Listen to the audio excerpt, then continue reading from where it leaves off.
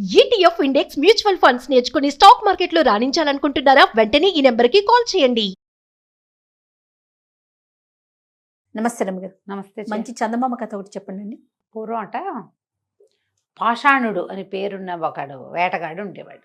ఏవో జంతువుల్ని వేటాడేవాడు, రకరకాల వేటలు. వీడికి 5గురు పిల్లలట.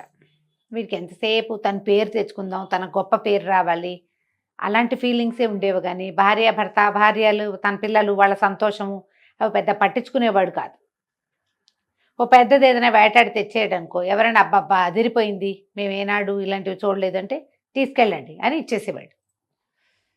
ఇంట్లో పెళ్ళాం పిల్లలు, వీళ్ళ తిండి తిప్పలు అవి లేవు, గొప్పకి చేసేవాడు అనమాట.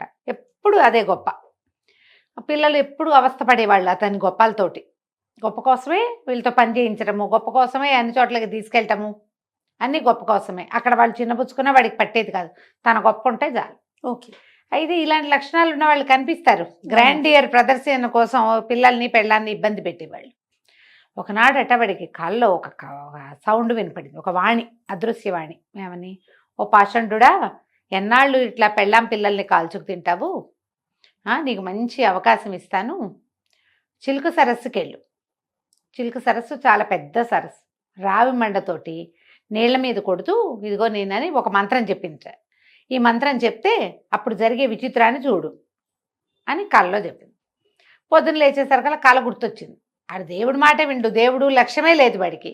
ఈ కళ్ళలో వినపడిన ఏవో శబ్దాలని వాడు ఎందుకు చేస్తాడు?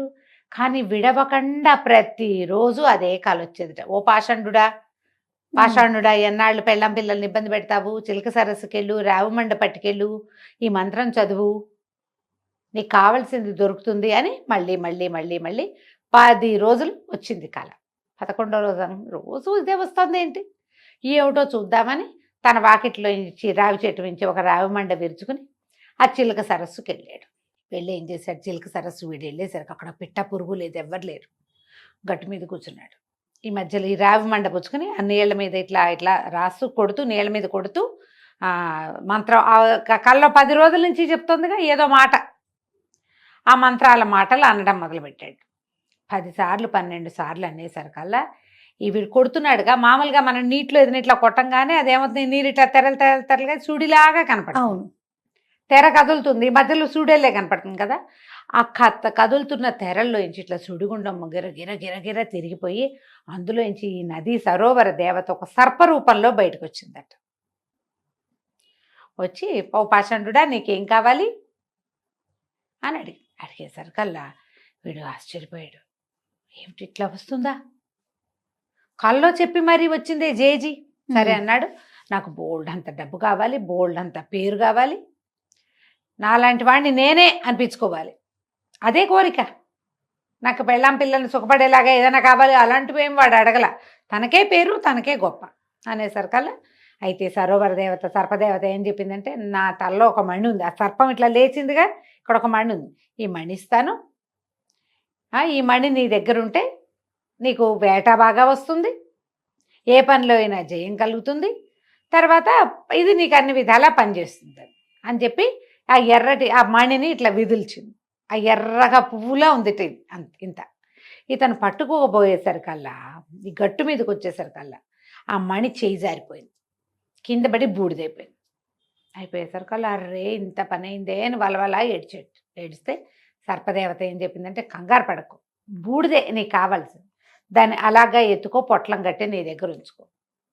ఈ బూడిద రోజు ఈ భస్మాన్ని ధరించి బయటికెళ్ళు, నీకు వేట పుష్కలంగా దొరుకుతుంది. నువ్వు ఏది వేటాడితే అవి నీకు దొరికేస్తాయి. ఏదైనా జబ్బు చేస్తే ఒక చిటికెడు నీళ్ళల్లో కలిపిస్తే జబ్బు తగ్గిపోతుంది. అయితే దీనికి ప్రతిగా నీ సంతానంలో ఒక పిల్లవాడిని నాకు ఇవ్వాలి. వీడేమనుకున్నాడు, ఈ చిలక సరస్సు మన ఇంటి నుంచి 50 కిలోమీటర్ల అవతల నడిచి తెచ్చి ఇప్పటికి చేరే, ఈవిడ ఇందులో ఉంటుంది నీటిలో. అది కూడా ఏమిటి, ఎవడైనా రావిమండ తెచ్చి మంత్రం చదివి నీళ్ళ మీద కొడితేనే వస్తుంది, లేకపోతే వస్తుంది, బయటికి రాలేదు. సరోవర దేవత సర్పాకారంలో సరోవరంలోనే తిరుగుతుంది. ఈవిడ వచ్చి తీసుకెళ్ళిపోయిందా నా కొడుకుని, నేను మళ్ళీ ఎందుకు వస్తాను పిల్లాన్ని అప్పచెప్పటానికి ఈవిడికి అనుకుని సరేనన్నాడు. ఓహో అనేసరికి సరే ఆవిడ ఏం చేసింది, పొట్లం కట్టి పట్టుకెళ్ళమని.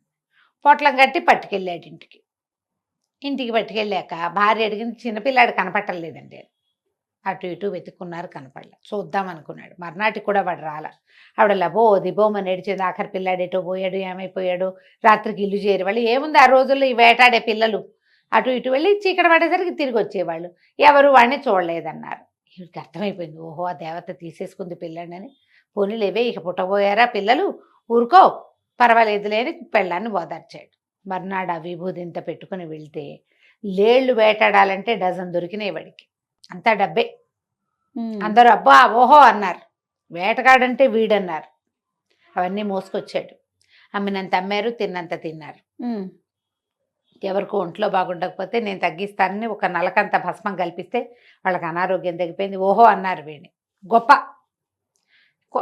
జరగ్గా అయిపోయింది భస్మం. అది ఎంత ఉంది? ఇంత. ఎన్నాళ్ళు వస్తుంది? రోజు పెట్టుకుంటావు, రోజు ఎవరో ఒకళ్ళకి నీళ్ళల్లో వేసిస్తావు, పోయింది. మళ్ళీ సరోవర దేవత దగ్గరికి ఒక రావు మండ పుచ్చుకుని వెళ్ళాడు. ఆవిడ బయటకు వచ్చింది. ఇంకో పిల్లాన్ని ఇస్తావా మరి అని. సరేనని ఒప్పుకున్నాడు. 4వ పిల్లాన్ని తీసేసుకుంది సరోవర దేవత. ఇట్లా ప్రతిసారి వీడు రావటం, ఓ పిల్లాన్ని అప్పచెప్పటం, 5గురు పిల్లల్ని అప్పచెప్పేశాడు. చివరికి పిల్లలు లేరంటే మీ ఆవిడని ఇవ్వమంది. పెళ్ళాన్ని కూడా అప్పచెప్పేశాడు. ఈ వస్తున్న డబ్బు దాచుకుందాం, ఏదైనా వ్యాపారంలో పెడదాం, అది చేయలే. తనకు అవసరమైనప్పుడల్లా తన గొప్పకి తగ్గకుండా ఉండటం కోసం చేశాడు ప్రయత్నం. చివరికి ఇదైంది. చివరికి ఏమైంది? మరి ఆ డబ్బంతా ఏమైందండి? తినేస్తారు వాళ్ళు. వాడు ఖర్చు పెట్టేస్తాడు, ఎవరికైనా ఇచ్చేస్తాడు. గొప్పకి పొదుపు లేదు.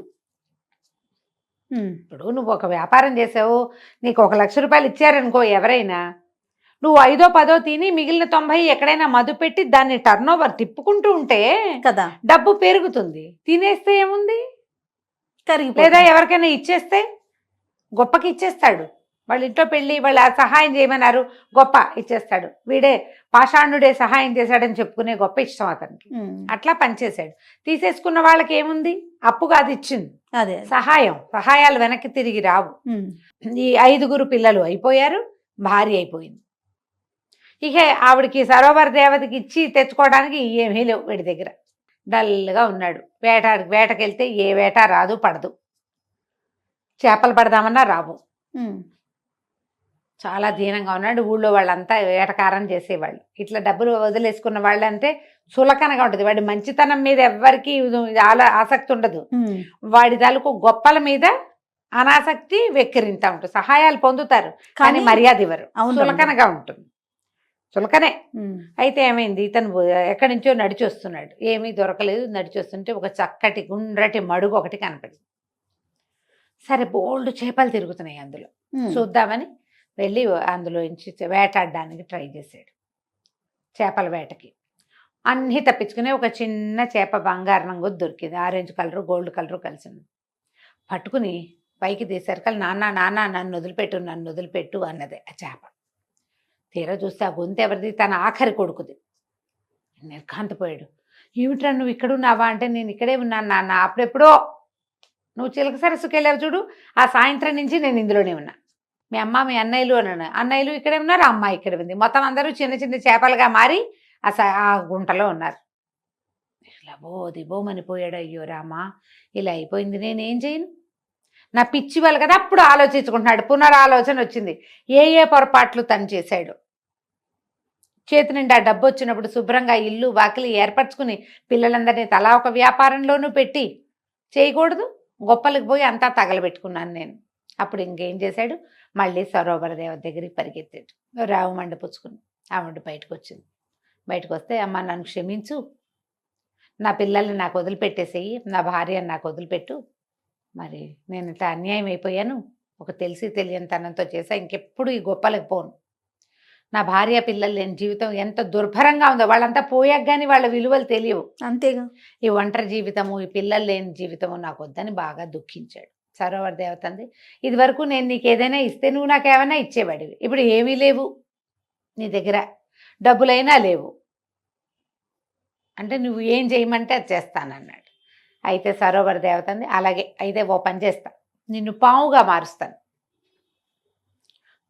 మారుస్తా. సముద్రంలోకి వెళ్ళి మణులు తెచ్చిపెట్టు. నాకు మణులు ముత్యాలు కావాలి.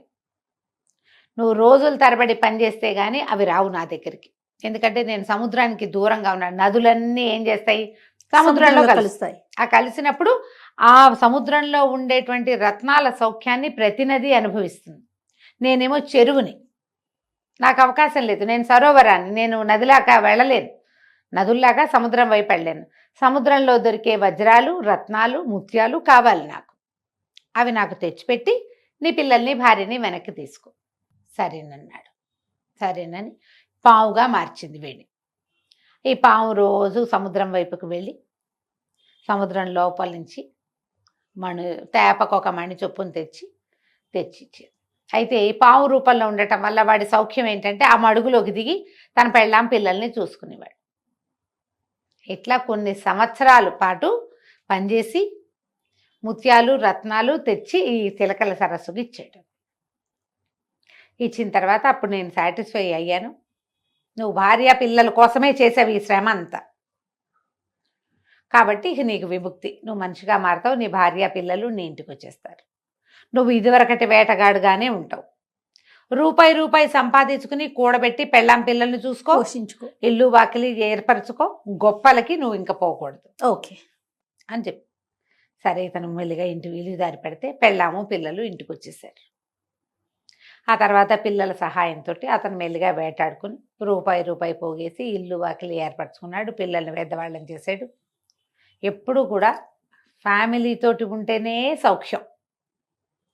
రూపాయి కలిపితేనే 1,00,000 అవుతుంది. సడన్గా వచ్చి పడిపోయింది, అలాగే పోతుంది. అంతేగా. కాబట్టి అత్యాశకి పోవద్దు, గొప్పలకి పోవద్దని చెప్పడానికి ఈ చిన్న కథని చక్కగా చెప్పుకోవచ్చు. తప్పకుండా రమ్య గారు. నమస్తే. నమస్తే జయ.